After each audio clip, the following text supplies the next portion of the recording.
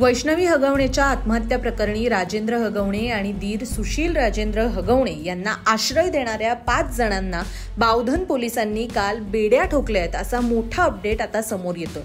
अटक करण्यात आलेल्या आरोपींमध्ये कर्नाटकमधील माजी मंत्र्याच्या मुलाचा सुद्धा समावेश आहे। नेमकं हे प्रकरण काय, या प्रकरणी कुणाकुणाला अटक झाली आहे आणि त्यांच्यावर आता काय कारवाई होणार हे आपण या व्हिडिओमधून जाणून घेऊया। नमस्कार, आपण पाहताय लोकसत्तालय।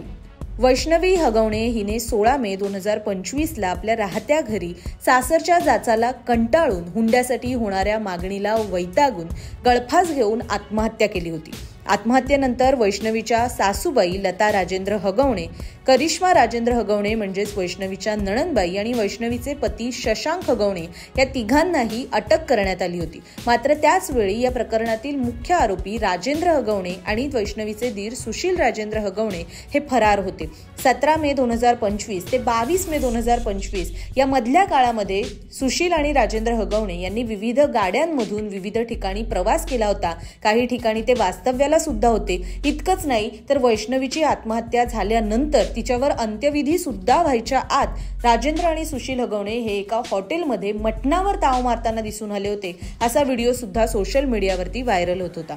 अर्थात या व्हिडिओची अद्याप पुष्टी झालेली नसली तरी राजेंद्र आणि सुशील हगवणे यांनी या प्रकरणामध्ये पळ काढला होता हे आपल्याला नाकारता येणार नाही। दरम्यान याच वेळी राजेंद्र आणि सुशील हगवणे यांना वास्तव्यासाठी आश्रयासाठी जागा उपलब्ध करून दिलेल्या 5 जणांना आता कारवाईला सामोरं जावं लागतंय। यामध्ये मगाशीच नमूद केल्याप्रमाणे कर्नाटकच्या माजी मंत्र्यांच्या मुलाचा सुद्धा समावेश आहे। काँग्रेसचे माजी ऊर्जा मंत्री तथा आमदार वीरकुमार पाटील यांचे चिरंजीव प्रीतम वीरकुमार पाटील, त्याचबरोबर मोहन उर्फ बंडू उत्तम भेगडे, बंडू लक्ष्मण फाटक, राहुल दशरथ जाधव यांना सुद्धा अटक करण्यात आलेली आहे। यापैकी बंडू भेगडे यांनी राजेंद्र आणि सुशील हगवणे यांना वडगाव मावळ इथे, तर बंडू फाटक यांनी लोणावळा इथे, तर अमोल जाधव यांनी सातारा पुसेगाव इथे, राहुल जाधव यांनी पुसेगाव सातारा इथे राजेंद्र आणि सुशील हगवणे यांना आश्रयासाठी जागा दिली होती असं सध्या पोलिसांच्या तपासात समोर आलेलं आहे। दरम्यान याच प्रकरणी बंडू फाटक यांनी सुद्धा माध्यमांसमोर येत यापूर्वी सुद्धा राजेंद्र हगवणे हे आपल्या इथे वास्तव्याला आले होते,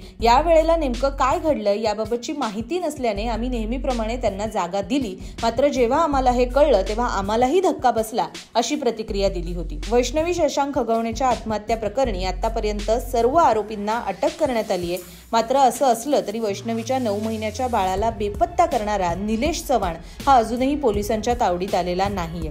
राजेंद्र हगवणे आणि सुशील हगवणे यांना मदत करणाऱ्या आणि आश्रय देणाऱ्या इतर 5 जणांना बावधन पोलिसांनी काल म्हणजे 26 मे 2025 ला बेड्या ठोकल्यात आणि आता त्यांच्यावरती नेमकी काय कारवाई होणार हे पाहणं महत्त्वाचं ठरणार आहे। या प्रकरणी सुरुवातीला या 5ही जणांची चौकशी झाली होती आणि चौकशीअंती त्यांना अटक करण्यात आली आहे। या 5 जणांना पुढील 2 दिवस पोलीस कोठडी सुनावण्यात आली आहे आणि नंतर त्या प्रकरणी निर्णय घेतला जाईल।